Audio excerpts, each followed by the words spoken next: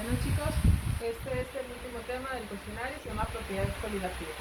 Las propiedades coligativas son aquellas propiedades que son afectadas únicamente por la cantidad de soluto disuelto, que no importa la naturaleza, no importa que sea sal, que sea azúcar, que sea permanganato de potasio o cloruro de potasio, no importa cuál sea el soluto, lo que afecta a estas propiedades son únicamente, disculpe, la cantidad que se le agrega. Okay, entonces son cuatro propiedades que son la disminución en la presión del vapor, el aumento en el punto de ebullición, la disminución en el punto de congelación y la presión osmótica. Procedo a explicar en qué consiste cada una de ellas. ¿Okay? Primero vamos a hablar de la presión del vapor y nos vamos a imaginar esto con un simple ejemplo. Okay, vamos a imaginar que ustedes tienen, si estuviéramos todos en el aula, en grupo, imaginemos que yo le voy a entregar a ustedes un globo de esos de helio, de esos que flotan, ¿ok? Y cada uno de esos globitos me va a representar una molécula de agua, disolvente puro, solo agua en este momento. ¿Ok? Entonces todos sostienen su globito en ese momento y cuando los tenemos sujetos, eso me va a representar el agua en estado líquido. ¿Ok? Entonces vamos a decir, estamos en una olla, en ese momento del aula, entonces somos agua en una olla y vamos a comenzar a calentar. ¿Ok? Entonces, ¿qué pasa cuando el agua comienza a calentar? Comienza a evaporarse. Entonces, lentamente cada uno de ustedes va a ir soltando su globo, ok, lentamente de uno por uno, hasta que va a llegar a un punto donde ya todos soltamos nuestro globo. Pero como estamos en una olla, en este caso el aula, ¿qué es lo que está impidiendo que los globos salgan del aula o que salgan al corredor? Pues el techo. Pues es el mismo efecto que tiene una tapa en una olla, que está impidiendo que el vapor salga. Entonces hemos visto por eso que las tapas se mueven, porque el vapor está haciendo fuerza para poder salir. Pues, ¿qué es lo que hace entonces eso? Cuando tapamos muy bien una olla, ¿qué es lo que está haciendo el vapor? Presión para poder salir. Este es el efecto que tienen las ollas de presión, por eso cocinan más rápido, porque el vapor no puede salir tan fácilmente y recircula en la olla adentro, calentando más rápido los alimentos. Bien, eso es la presión del vapor. Una presión, una fuerza que ejercen las moléculas de agua en estado gaseoso para poder salir de ese recipiente. Es decir, ese es el concepto de presión del vapor. Ahora bien, ¿por qué cuando yo le agrego un soluto a un disolvente, al agua por ejemplo, esa presión va a disminuir? ¿Sí? ¿Por qué se altera esa propiedad coligativa del disolvente? Ya no un disolvente, sino una disolución.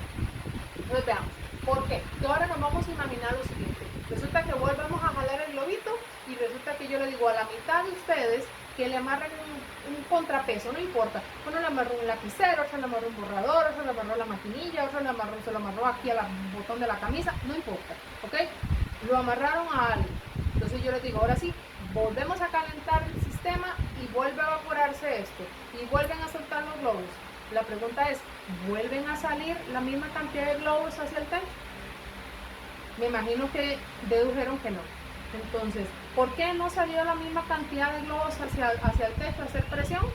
Porque la mitad de los globos estaba sujeto a algo, a un contrapeso.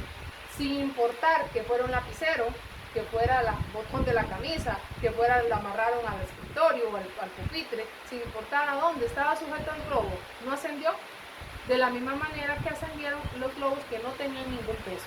Por lo tanto, no importa la naturaleza de ese peso, de esa sustancia, lo que interesa pues es que existe un peso adicional y por lo tanto las moléculas de agua se hacen más pesadas, por lo tanto no se liberan tan fácilmente a la fase de vapor. ¿Qué es lo que hace eso en la tapa de una olla? Pues que la presión del vapor sea menor.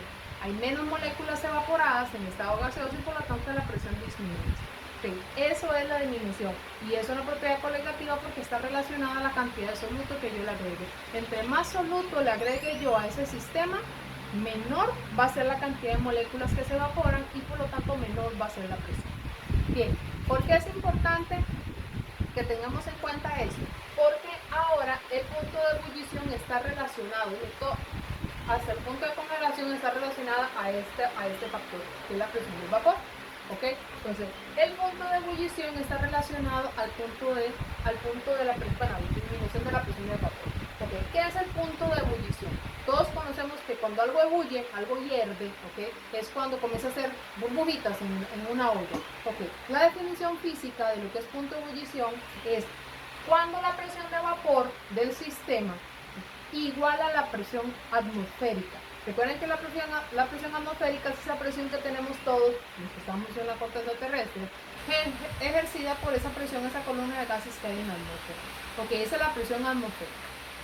Bien, ¿cuándo algo hierve? Cuando esa presión de vapor, la presión del vapor del líquido que se va a evaporar, va a igualar esa presión atmosférica.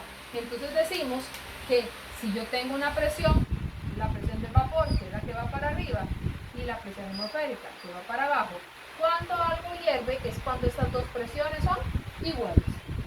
Pero ¿qué pasa? Esto pasaría en un disolvente puro, es decir, agua pura. El vapor de agua genera mucha presión. Pero ¿qué pasa cuando yo tengo una disolución? Recuerden que cuando hablamos de las disoluciones, ya cuando agregamos soluto, ese sistema está explicando que la presión de vapor disminuyó al agregarle un soluto. Por lo tanto, entonces, si yo quiero comparar la presión del vapor de una disolución en comparación a la presión atmosférica, que no va a cambiar, no se va a alterar, quiero que la presión del vapor del disolvente puro a la presión del vapor de la disolución es mucho más pequeña. Quiere decir, hace falta un espacio, una cantidad de vapor significativa para que ésta pueda alcanzar la presión atmosférica y el sistema pueda hervir. Entonces, lo que pasa para que yo pueda generar la suficiente presión del vapor y me iguale esta presión a esta presión, que es la atmosférica, es calentar más el sistema, es decir, aplicar más energía al sistema para que genere la suficiente presión de vapor e iguale la presión atmosférica para que el sistema pueda hervir. Esto es en simples palabras que debo de aumentar la temperatura del sistema. Eso significa que si el agua normal, el agua pura, el disolvente puro, agua H2O, hierve a 100 grados centígrados, si yo tengo una disolución de agua con sal, con azúcar o con cualquier soluto y yo le agrego una cantidad considerable y quiero que hierva, no va a hervir a 100 grados como hierve el agua pura, sino que, por ejemplo, dependiendo de la cantidad, puede hervir, por ejemplo, a unos 110, 120, 130, y este valor puede alterarse conforme le agrego soluto a ese sistema. Es decir, no es fijo. Eso, entre más soluto le agrego yo a la disolución, más puede ascender esta temperatura para que esta presión vaya aumentando y vaya igualándose a la presión externa. ¿Okay? Entonces, cuando nosotros hacemos fideos, para algo práctico, por ejemplo, cuando tuvimos agua para hacer unos fideos, lo más recomendable es primero esperar que hierva el agua y después le agregamos la sal, le echamos el puñito de sal. ¿Por qué? Porque si yo lleno la olla con agua y le echo la sal de una vez antes de que comience a hervir, estoy haciendo ya una disolución. Automáticamente le estoy disminuyendo la presión del vapor a ese sistema, haciendo que necesite más energía, más tiempo en el fuego para que el agua pueda hervir y yo pueda agregarle los fideos.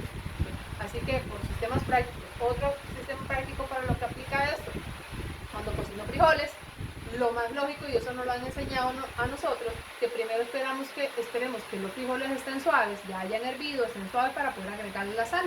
¿Esto por qué? Porque si yo le agrego la sal desde el principio, le estoy alterando, ya le dije, la presión del vapor y por lo tanto el punto de ebullición está aumentando. Esto hace que los frijoles tarden más en hervir y por lo tanto tarden más tiempo en el fuego para poder cocinarse.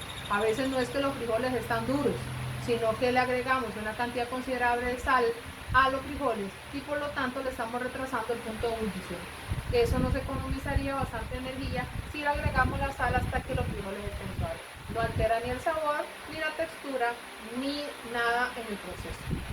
Gracias. En la segunda parte explicaré la disminución en el punto de congelación y la presión osmótica.